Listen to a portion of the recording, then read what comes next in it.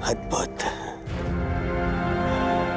निसंदेह ये अद्भुत है। अब हुआ पूर्ण प्रबंध उस वासुदेव के स्वागत का।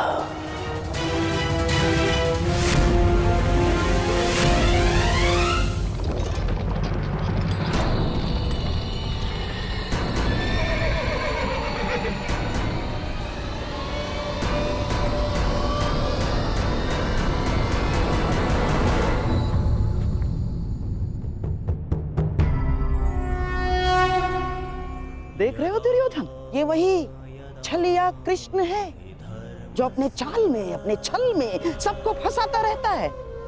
ग्लानिर्भवति भारत। आज ये स्वयं मेरे रचाए चक्रव्यूह में फंसने आ गया।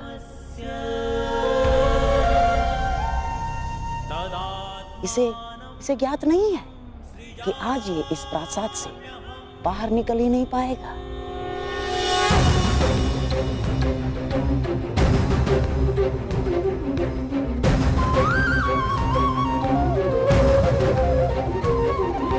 यदा यदा धर्मस्य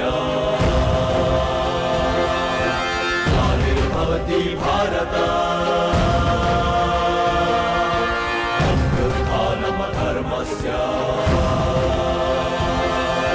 तदात्मानं सृजाम्यहम्।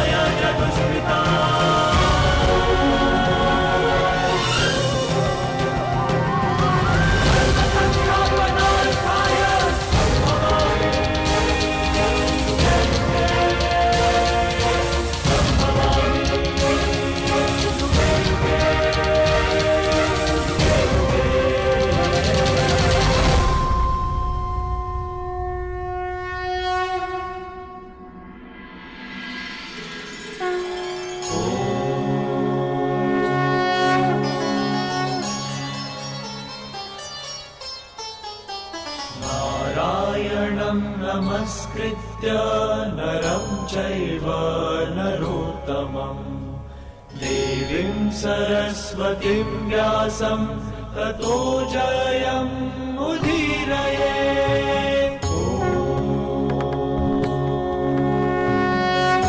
प्रणिपात हस्तिनापुर नरेश। कल्याण हो वासुदेव। प्रणिपात गंगापुत्र। कल्याण हो वासुदेव।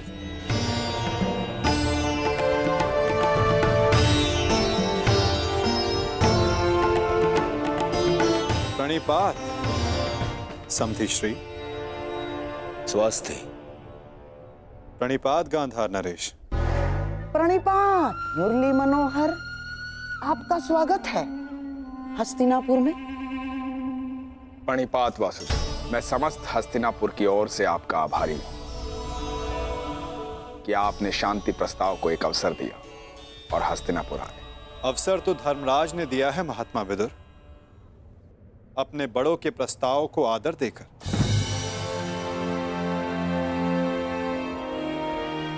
मैं तो बस उनका संदेश यहां लाया हूं। वासुदेव, संदेश अपने स्थान पर है। मुझे तो आपको हस्तिनापुर में देखकर ही प्रसन्नता हो रही है। मुझे ज्ञात है युवराज, और आशा भी कि आपने मेरे स्वागत की सारी तैयारियां पूर्ण कर ली होगी।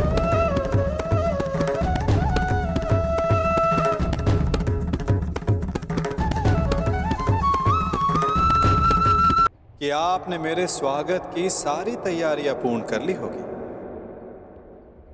अवश्य। आप मेरे समधी जो हैं। चलिए आइए मेरे कक्ष में चलते हैं। मेरे कक्ष में चल के आदर सत्कार ग्रहण कीजिए। आपके मुख से ऐसे वचन सुनकर संतोष हुआ युवराज, और अधिक प्रसन्नता इस बात की हुई कि आपने मुझे शांति दूत के रूप में स्वीकार किया।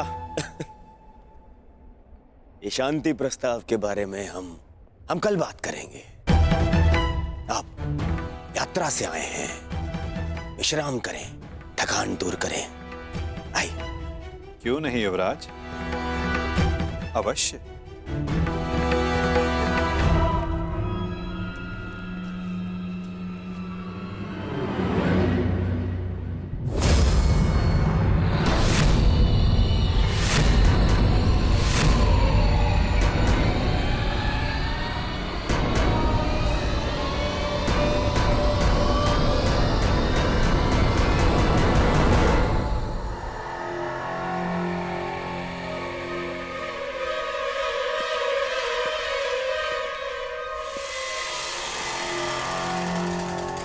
क्या हुआ वासुदेव, आप ठहर क्यों गए?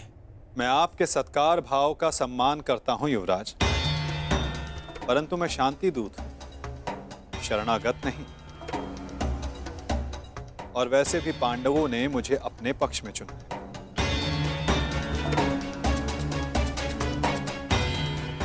और नीति अनुसार एक दूत आतिथ्य तब तक ग्रहण नहीं कर सकता जब तक उसका कार्य पूर्ण ना हो जाए। इसलिए क्षमा कीजिएगा मुझे, मैं आपका सत्कार ग्रहण नहीं कर सकता।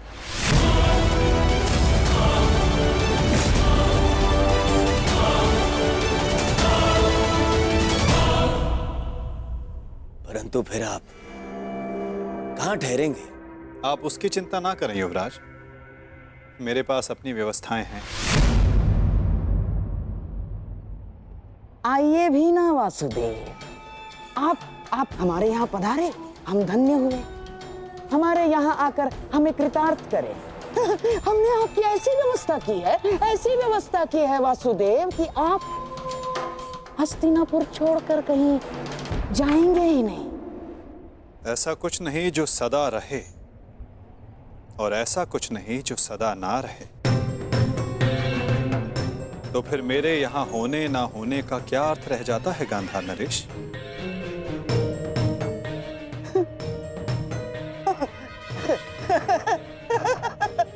वासुदेव, आपके कहने का तात्पर्य कुछ पकड़ में नहीं आया।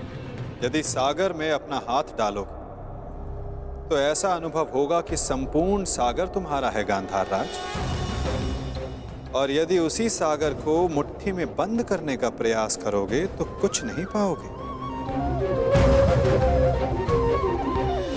हाँ, यह अवश्य हो सकता है कि उसमें डूब जाए। प्रणिपात।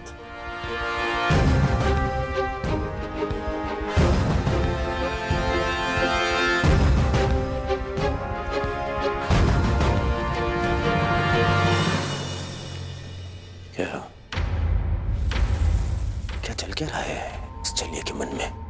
कहीं से हमारी योजना का भान तो नहीं हो गया? शांत रहो दुर्योधन, शांत रहो। आज नहीं आया तो क्या हुआ? कल तो इसे सभा में आना ही होगा, और ये आएगा। क्यों? शांति दूत है, इसे अवश्य आना होगा, और फिर हमारी योजना सफल। वासुदेव, आपका आतिथ्य बनने का सौभाग्य मिला, मेरे लिए सम्मान की बात है। आशा करता हूं ज्येष्ठ पांडु पुत्रों की ओर से कोई सकारात्मक संदेश लाए होंगे।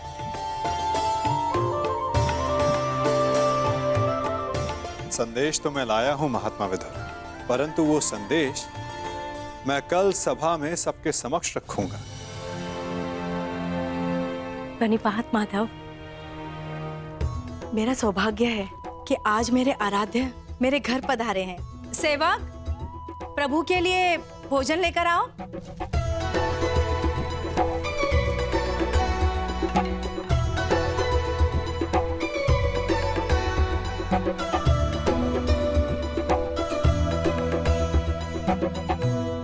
भोग लगाइए प्रभु।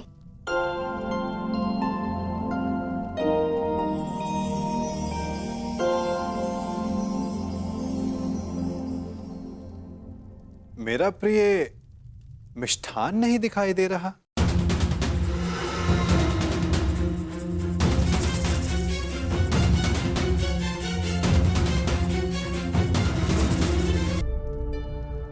जानती हूँ आपको मिष्ठान बहुत प्रिय है वासुदेव, परंतु जब से कुलवधू का राजसभा में अपमान हुआ, हमने मिष्ठान त्याग दिया। हाँ वासुदेव, उसी दिन कुरुकुल के पतन का प्रारब्ध लिखा जा चुका था। जिसके कुल का नाश हो रहा हो वो विलाप करता, मिष्ठान कैसे खा सकता है। उसी दिन से हम ये साधारण भोजन ग्रहण करते हैं। ये विनाश एक नए आर्यव्रत को जन्म देगा महात्मा। जब अन्याय से न्याय के त्राण के लिए रणभेरी बजे तो वो अवसर शुभ ही होता है, और शुभ अवसर पर मिष्ठान आवश्यक है।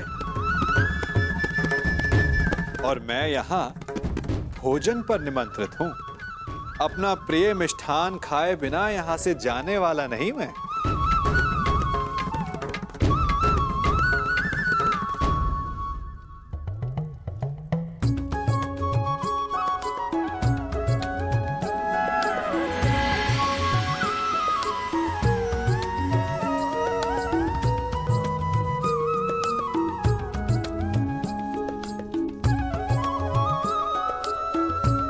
आइए, मिष्ठान ग्रहण कीजिए। वाह काकाश्री वाह।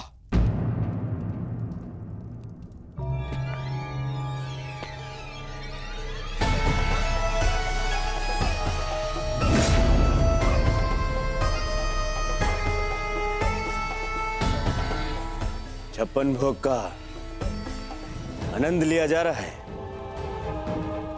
आओ पुत्र दुर्योधन, तुम भी मिष्ठान ग्रहण करो।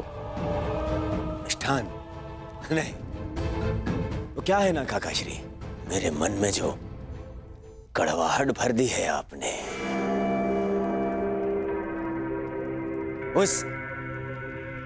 इस मिष्ठान की मिठास से मिट नहीं सकती है।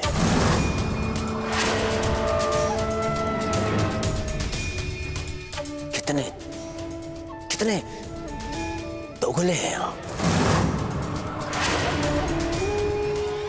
मन में कुछ और रखते हैं और वाणी में कुछ और।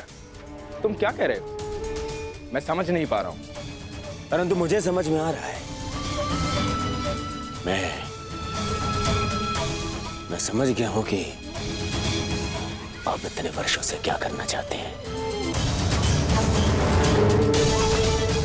आप मुझे नीचा दिखाना चाहते हैं।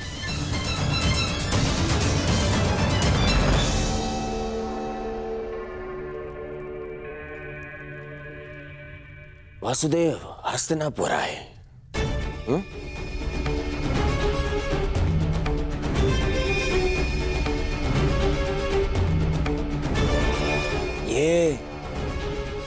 ये मेरे संबंधी हैं।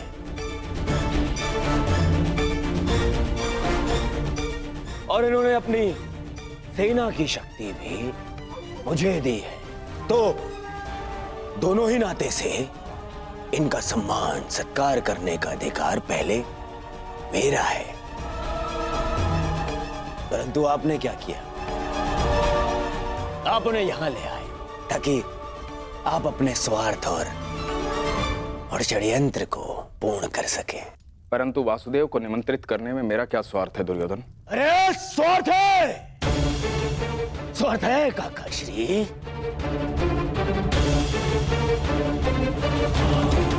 राजसभा में प्रस्थान से पूर्व आपने यहां इसलिए लाए ताकि आप अपने वो प्रिय पांडवों के पक्ष में इन्हें उकसा सके। स्वार्थ है।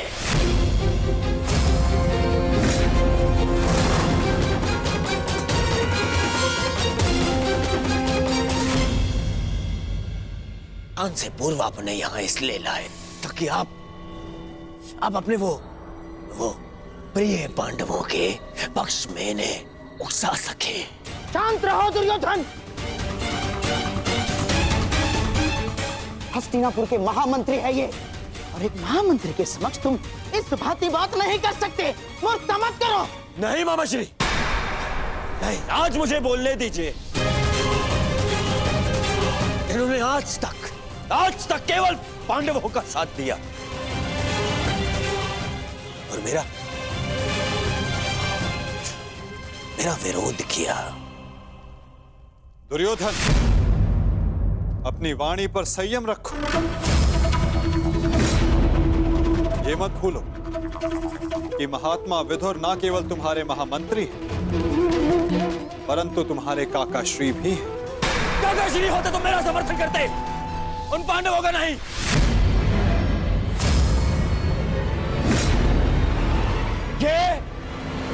ये केवल एक कृतज्ञ षड्यंत्रकारी है और कुछ नहीं।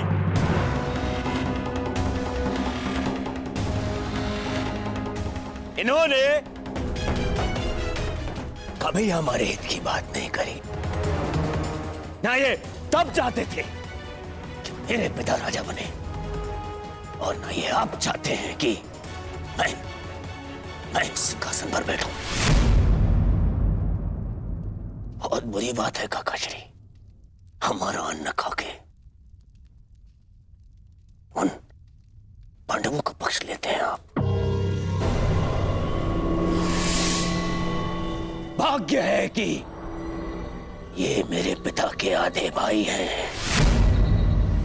अन्यथा राजद्रोही घोषित करके इस दासी पुत्र को दंड देता मैं। दुर्योधन!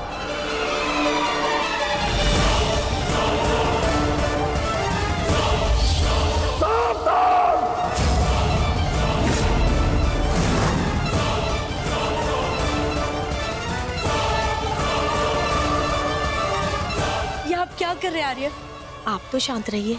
बालक नहीं है ये, जो इसके हर अपराध को बालक समझकर क्षमा कर दूं। इसे स्मरण होना चाहिए कि मैंने शस्त्र शिक्षा तात श्री भीष्म से ली है। इसने मेरी निष्ठा पर प्रश्न किया। आज जिस प्रकार के शब्दों का प्रयोग इसने किया है, इसे हस्तिनापुर से निष्कासित कर देना चाहिए। निष्कासित तो मुझे आपको कर देना चाहिए। अपनी सीमा का उल्लंघन मत कर दुर्योधन।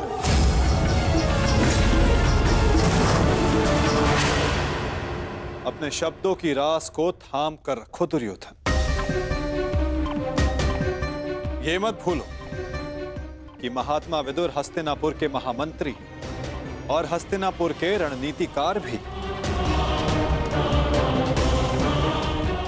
इस समय तुम्हें उनके समर्थन, उनकी सहायता की अत्यधिक आवश्यकता है। बस! ऐसे सैकड़ों महामंत्री मेरे चरण धोते हैं। मुझे इस युद्ध को जीतने के लिए एक दासी पुत्र के समर्थन की आवश्यकता नहीं है। दुर्योधन!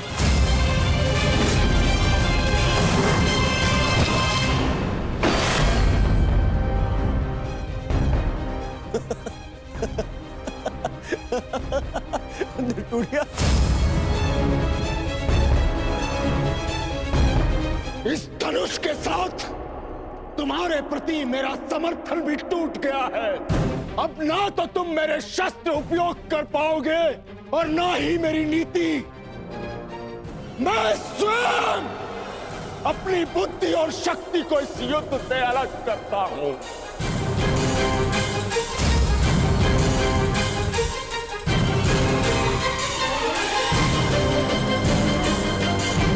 दुर्योधन, हंसना बंद करो। बंद करो ये हंसना।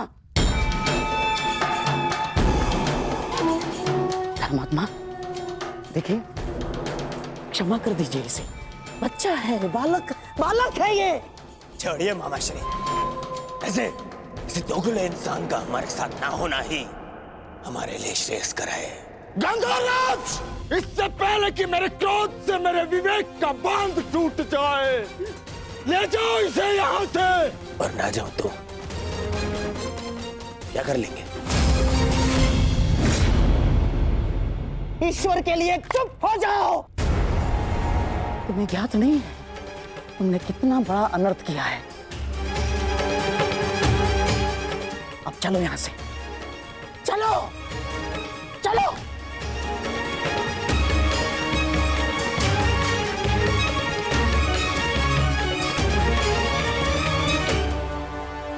धनुष ना टूटता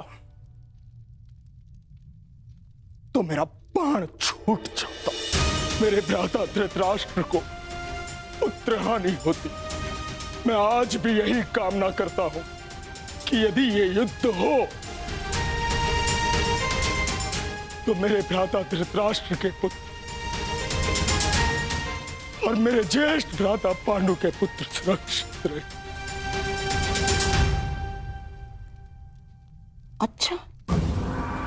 अच्छा खेल खेला आपने वासुदेव। मेरी बुद्धि तो ये सोच सोच कर कुंड हो रही थी कि आपने दुर्योधन का आतिथ्य ठुकरा कर यहाँ भोजन करना क्यों स्वीकार किया? क्या योजना थी आपकी इसके पीछे? मिल गया मुझे उसका उत्तर। गांधार राज, मैं यहां आया, ये मेरा चुनाव था। दुर्योधन ने जो व्यवहार यहां किया वो उसका चुनाव था। और अब महात्मा विदुर इस युद्ध से अलग हुए हैं तो ये इनका चुनाव है। अपना चुनाव करने का अधिकार हर मनुष्य को है गांधार राज, और उस चयन का प्रतिफल चुका उसकी विवशता।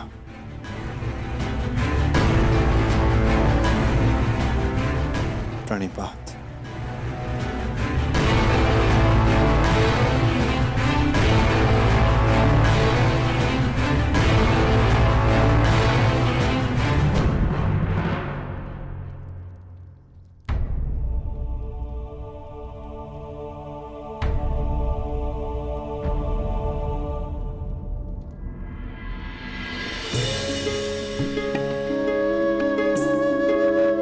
कान्हा, तुम यहाँ?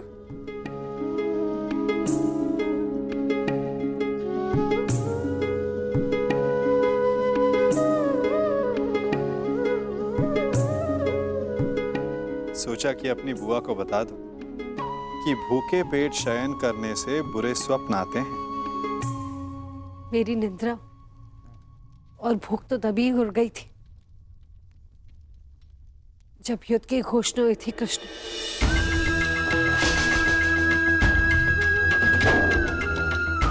जिस माता के पुत्रों का जीवन दांव पे लगा हो, उसकी आंखों में नींद कैसे आएगी? उसके गले के नीचे से निर्भला कैसे उतरेगा?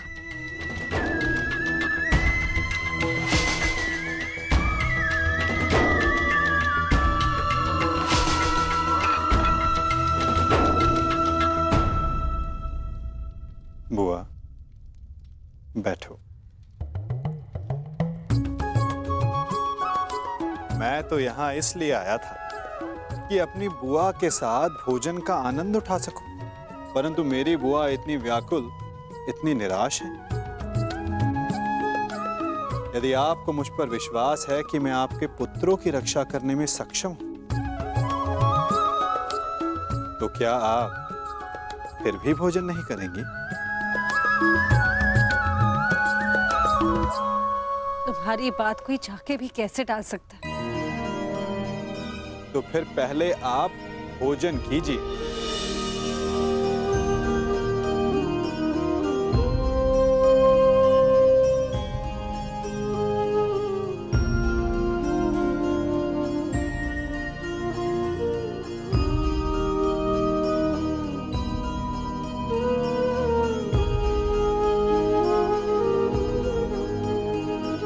यदि मेरे पुत्र यहाँ थे तो वो भी मुझे ऐसे ही भोजन करवाते।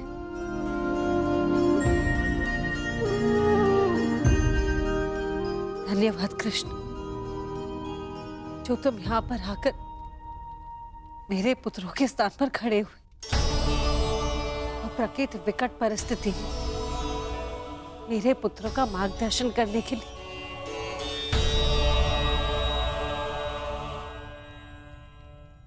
इसमें कोई संदेह नहीं बुआ कि परिस्थिति बहुत विकट है, परंतु जो इस बात को समझ सकता है उसे इस परिस्थिति को टालने के, इस युद्ध को रोकने के लिए प्रयत्न करना चाहिए। मैं भी कर रहा हूं, आप भी कीजिए।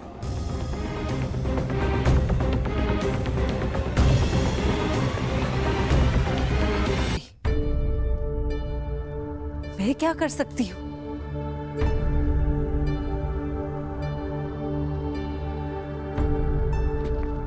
आपको स्मरण है बुआ, जब मैं यहां विभाजन के समय आया था तो मैंने आपको एक कार्य करने से रोका था। अभी उचित समय नहीं है बुआ, सत्य सम्मुख आएगा बुआ, परंतु उचित समय उचित स्थान पर। तुम ये कहना चाह रहे हो कि मैं उसे... बुआ, कुछ करने को कहने वाला मैं कौन होता हूं? मैं तो बस इस परिस्थिति की गंभीरता को देख रहा हूं। शांति दूत बनकर आया हूं। प्रयास करूंगा कि इस युद्ध को रोक सकूं, परंतु प्रतीत ये होता है कि इस युद्ध को टाला नहीं जा सकता।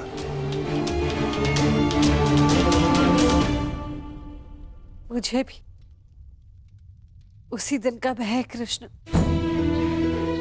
जब मेरे दोनों पुत्र एक दूसरे के समक्ष अस्त्र दान कर एक दूसरे का रथ बांधने के लिए प्रस्तुत होंगे, परंतु इसे रोका कैसे जा सकता है? संदेह तो है बुआ, परंतु यदि आपके 6 पुत्र एक ही पक्ष में हो तो कदाचित युद्ध का प्रश्न ही ना उठे।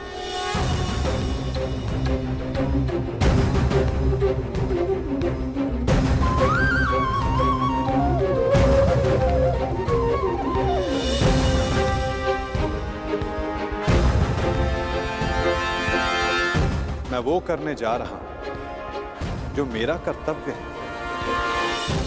आप वो करें जो आपको उचित लगता है।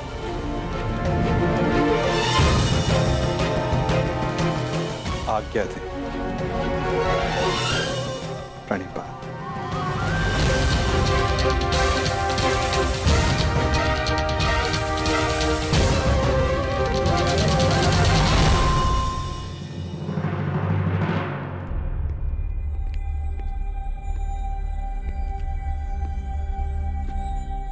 माधव,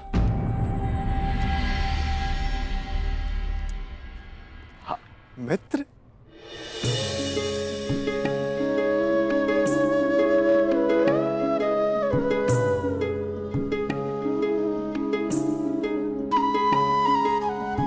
मुझे बहुत प्रसन्नता हुई तुम्हें फिर से देखकर। कहाँ थे तुम? मेरे स्वागत के लिए नहीं आए? क्योंकि मुझे नहीं लगता कि यहाँ आपको स्वागत देने के लिए बुलाया गया है। मैं तुम्हारा तात्पर्य समझा नहीं मित्र। आप सब जानते हैं फिर भी अनजान बन रहे हैं। आप गांधार नरेश को मुझसे अधिक समझते हैं। ये स्वागत प्रारंभ है, इसके बाद अपमान होगा और हो सकता है कि कोई जाल भी रचा हो। यदि जाल होगा तो मुझे पूर्ण विश्वास है कि मेरा धनुर्धारी मित्र उस जाल को अपने बाणों से काट देगा।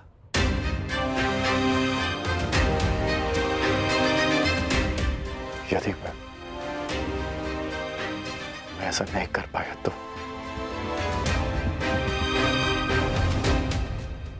तो मैं स्वयं उसका त्राण करूंगा मित्र। हाँ, अब हम सबसे भिन्न हैं, अधिक सक्षम हैं, अधिक शक्तिशाली हैं, किंतु आप भी तो मानव का ही रूप है ना, और मानव सब कुछ नहीं जानता। अन्यथा आज आप दुर्योधन की सभा में नहीं आते।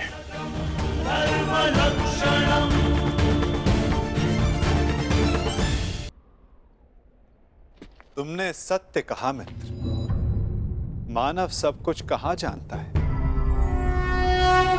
जैसे कि तुम, यदि तुम भी सब कुछ जानते होते तो दुर्योधन की ओर नहीं होते मित्र।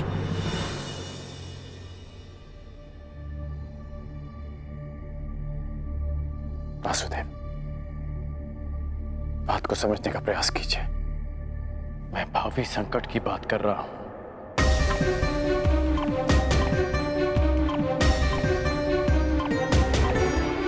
आगे मत बढ़िए, रुक जाइए वासुदेव।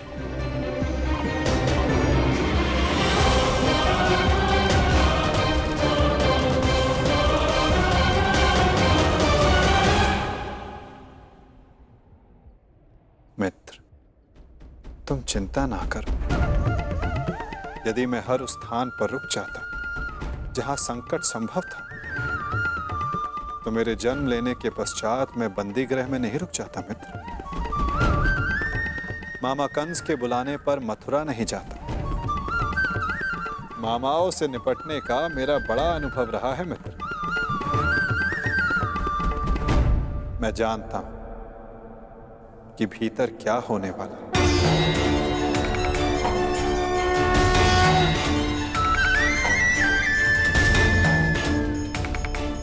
फिर भी आप जा रहे हैं? हाँ मित्र, मैं इसलिए नहीं जा रहा कि ये मेरी इच्छा है। मैं इसलिए जा रहा हूं कि वहां राज्यसभा में जो होगा उसके लिए वहां मेरा होना आवश्यक है। परंतु महत्वपूर्ण प्रश्न ये है मित्र कि मैं ऐसा कर क्यों रहा हूं। इस सभा के पश्चात मुझसे मिलना, कदाचित मैं भी तुमसे यही प्रश्न कर बैठूं। मैं यहां केवल हस्तिनापुर की सभा को संबोधित करने नहीं आया, मैं यहां तुमसे भी मिलने आया हूं मित्र।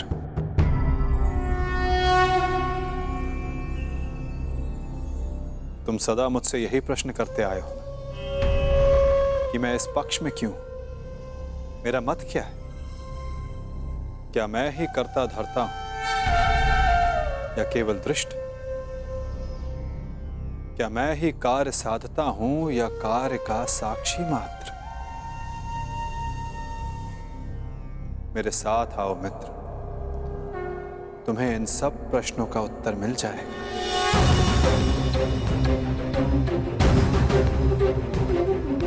मैं इस सृष्टि का साक्षी, आज तुम मेरे साक्षी बनो मित्र।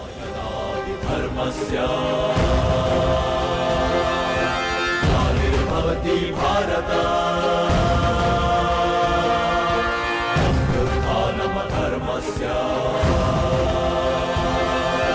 तदात्मानं सृजाम्यहम् परित्राणाय साधूनां विनाशाय च दुष्कृताम्।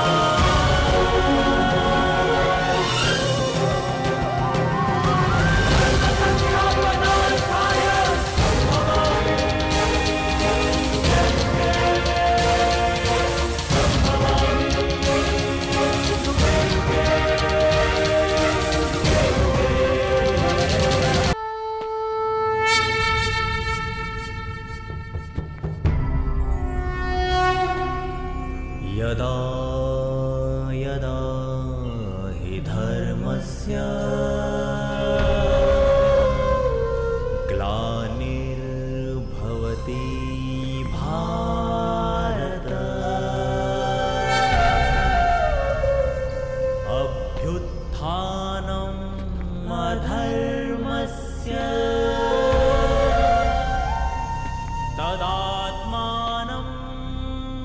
सृजाम्यहम्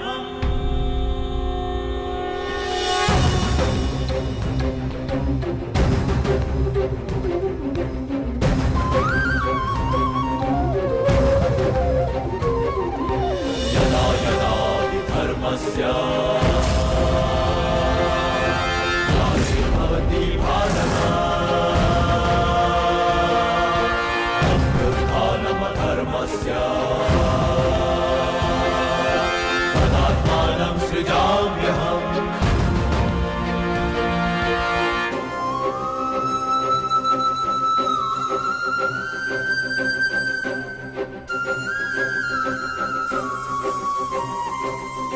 परित्राणाय साधूनां विनाशाय च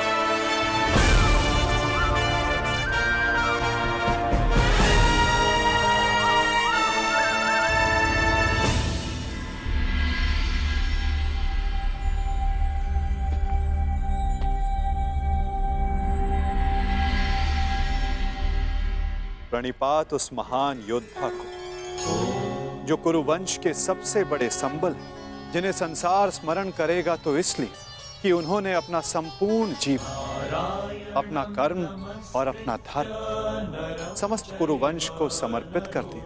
जो कुरुकुल का, कुरुवंश का मार्गदर्शन करते, उनको मार्ग दिखाते। कुरु गौरव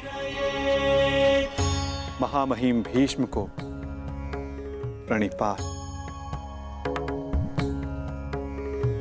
नारायणं नमस्कृत्य नरं प्रणिपात उस महान राजा को जो कुरुकुल का सर्वे सर्वा है, जो राष्ट्र का निर्माता है, उस महाराज धृतराष्ट्र को, इस शांति दूत कृष्ण का प्रणिपात। स्वस्ति।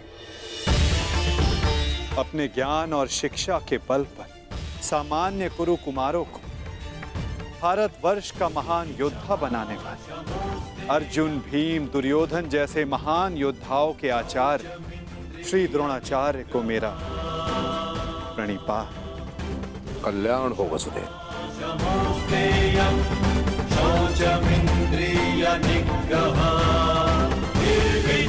प्रणिपात उस महान हस्ती को जो अपने लक्ष्य संधान में प्रवीण है, जिन्होंने अपनी बहन के पुत्रों के लिए अपना राज्य त्याग किया, जो अपनी तीव्र बुद्धि और नीति से कुरु कुमारों का मार्गदर्शन करते हैं, उस गांधार नरेश को प्रणिपात।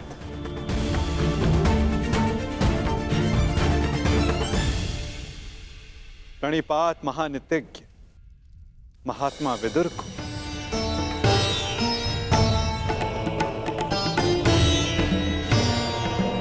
प्रणिपात उन समस्त जनों को जो सभा में उपस्थित हैं, जो शांति के समर्थक हैं। प्रणिपात का अर्थ है अपना शीश झुकाना। हम सब अपनी संतानों को उन सब के समक्ष शीश झुकाना सिखाते हैं जिन्होंने अपने जीवन में महान कार्य किए, परंतु मैं आप सबके समक्ष प्रणिपात इसलिए नहीं कर रहा कि आप सब ने महान कार्य किए।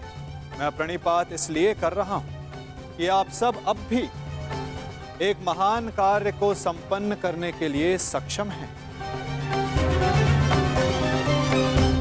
वो महान कार्य जो कि एक महायुद्ध है, एक महाविनाश है, उससे मुक्ति पाना, जिसके पश्चात एक महान शांति की स्थापना होगी, धर्म का उदय होगा।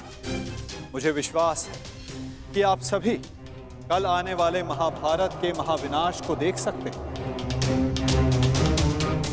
और और यदि आप सब चाहें तो आर्यव्रत को इस विनाश से बचा भी सकते हैं।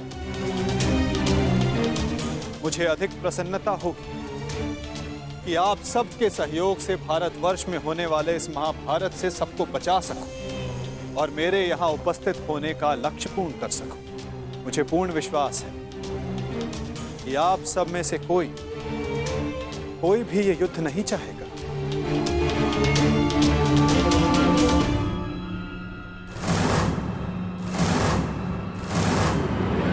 संसार का सबसे बड़ा कष्ट होता है परिवार में आया क्लेश। परिवार का अर्थ है ऐसा समूह जो साथ रहे, जो एक दूसरे के साथ जिए, एक दूसरे का संबल बने। यदि एक वृक्ष दूसरे वृक्ष की शाखाएं काटने लगे तो वृक्ष का अस्तित्व समाप्त हो जाता है महाराज धृतराष्ट्र। जब परिवार साथ रहता है तभी उन्नति होती है। मेरी मंत्रणा यह है कि एक वंशज के अहंकार के लिए समूचे वंश को दांव पर लगाना उचित नहीं, क्योंकि यदि वंशज का अहंकार जीत भी गया तो वंश अपना अस्तित्व हार जाएगा। इसलिए मैं वासुदेव कृष्ण पांडवों की ओर से शांति दूत बनकर आया, शांति प्रस्ताव लाया। यह युद्ध केवल भाइयों के मध्य का संघर्ष नहीं होगा, बल्कि इस युद्ध में संपूर्ण भारतवर्ष भाग लेगा।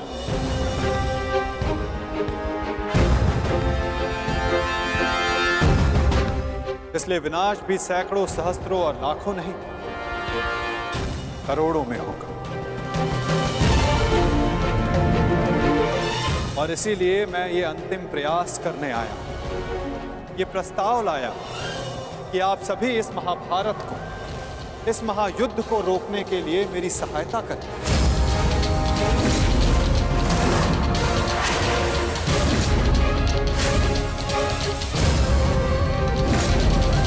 प्रयास करने आया कि आप सभी इस महाभारत को, इस महायुद्ध को रोकने के लिए मेरी सहायता करें।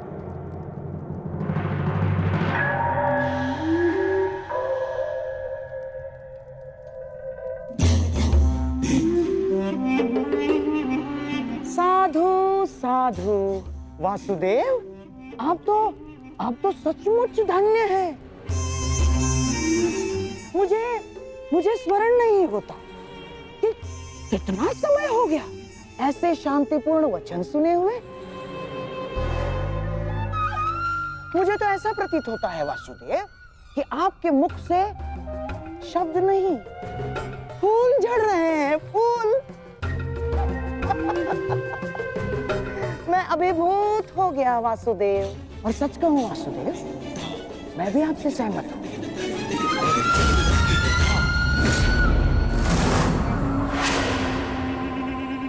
मैं भी नहीं चाहता कि ये युद्ध हो ना।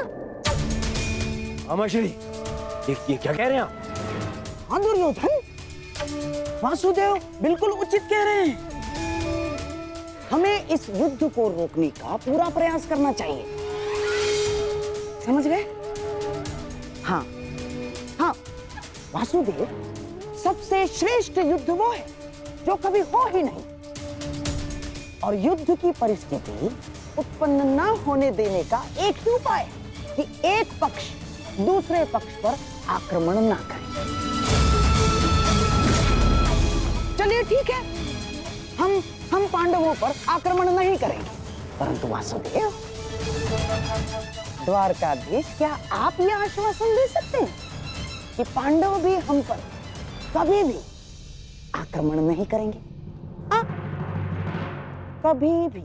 गांधार नरेश, आप आक्रमण के संदर्भ में बात कर रहे हैं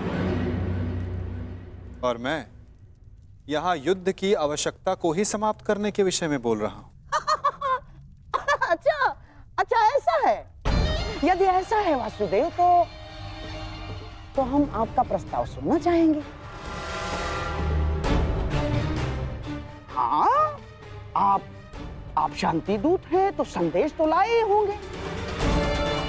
और हाँ, ऊपर से आप शांति प्रस्तापित करना चाहते हैं। तो वासुदेव, शांति प्रस्तापित करने के लिए जिस समाधान की आवश्यकता होती है वो समाधान भी लाए होंगे आप, है ना? बताइए क्या है इसका समाधान? प्रत्येक युद्ध की नींव में अन्याय छिपा होता है गांधार राज, और अन्याय का केवल एक ही समाधान है, और वो समाधान है न्याय।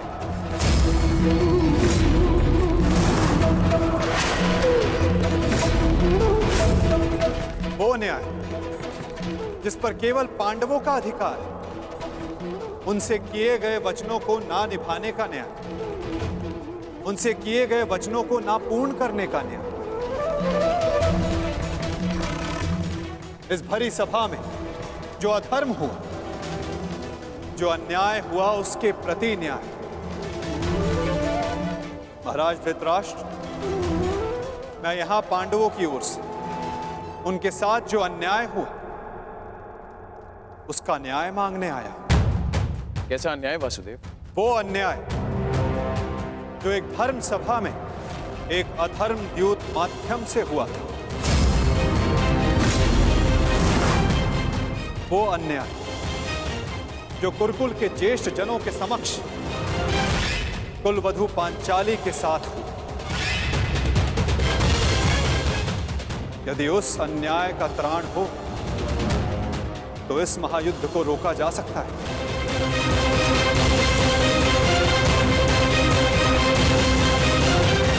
कुरुकुल श्रेष्ठ महाराज धृतराष्ट्र, महामहिम भीष्म, मैं पांडवों की ओर से उस अन्याय के लिए न्याय मांगने आया हूं। स्मरण रहे महाराज, यदि आपने पांडवों को न्याय नहीं दिया, या तो उसे वो पुण्य से अर्जित कर लेंगे या फिर उसे छीन लेंगे।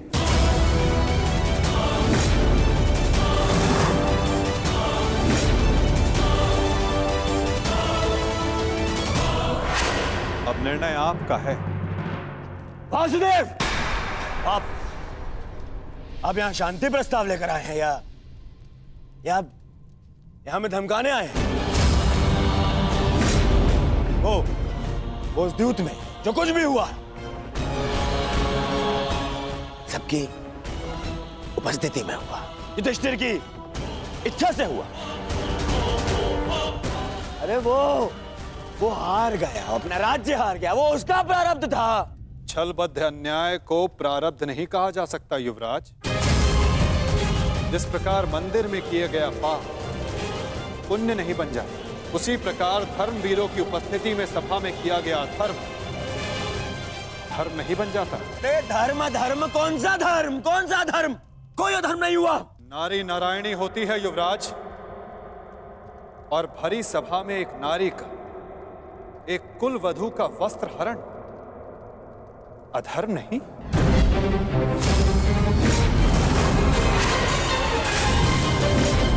यदि तुम्हें विश्वास नहीं तो अपने ज्येष्ठों की झुकी दृष्टि से पूछो दुर्योधन। उन वस्त्रों से पूछो जो आपको आपके मन की नग्नता अनुभव कराने के लिए आपके शरीर से दूर हो गए। उन प्रतिज्ञाओं से पूछो जो पांडवों ने अपने भ्राताओं के विनाश के लिए मांगी। ये प्रतिज्ञा लेता हूं और यही जंगल तोड़कर तुम्हारा प्राण दे लूंगा दुर्योधन। उस श्राप से पूछो जो द्रौपदी ने समस्त कुरुकुल को दी। इस सभा में उपस्थित वो हर व्यक्ति जिसने मौन रहकर ये अधर्म होते हुए देखा, उन्हें उनके मौन रहने का दंड मिलेगा। श्राप है ये अपनी सुता द्रौपदी का। परंतु यदि आप सब चाहें तो पांडव अपनी प्रतिज्ञा को त्याग देंगे। द्रौपदी अपना श्राप वापस ले लेंगे। बस आप सबको अपनी भूल का अनुभव करके पांडवों को केवल उनका अधिकार देना है।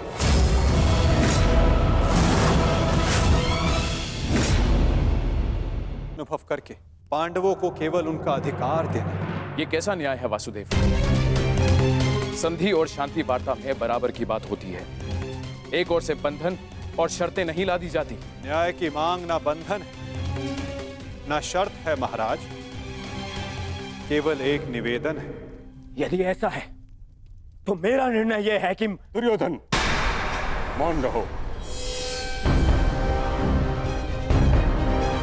निर्णय लेना महाराज के हाथ में है, तुम्हारे नहीं। तुम शांत रहो।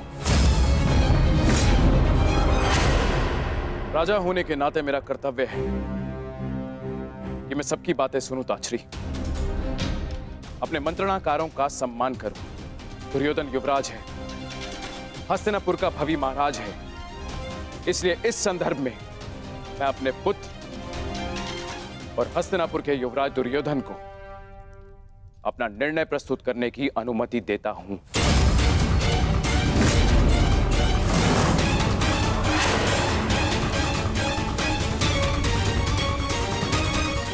धन्यवाद पिताश्री। हाँ तो सुनिए वासुदेव, ऐसा है कि उस द्यूत में पांडव स्वयं अपना अधिकार हार बैठे थे। अब ना तो वो किसी भी राज्य का उनको अधिकार है और ना ही राजा होने का।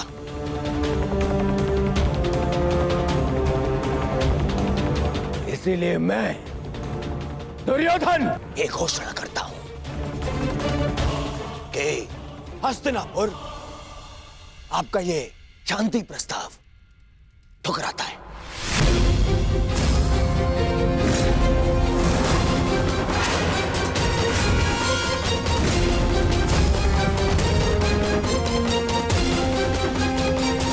दुर्योधन, क्या तुम्हें इस बात का अनुमान भी है कि शांति प्रस्ताव ठुकराने का अर्थ है युद्ध को निमंत्रण?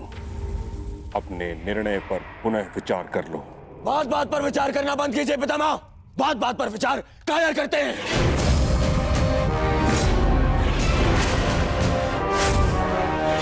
योद्धा का जन्म ही युद्ध के लिए होता है और मैं इस युद्ध के लिए प्रस्तुत हूं।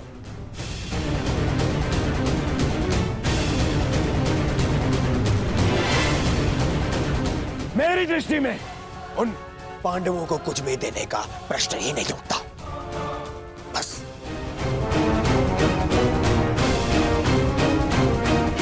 मैंने ये सभा समझौते के लिए रखवाई थी, न कि अपने ही अधिकार के त्याग के लिए। ये मेरा अंतिम निर्णय है। मैं उन पांडवों को इंद्रप्रस्थ नहीं दूंगा तो नहीं दूंगा।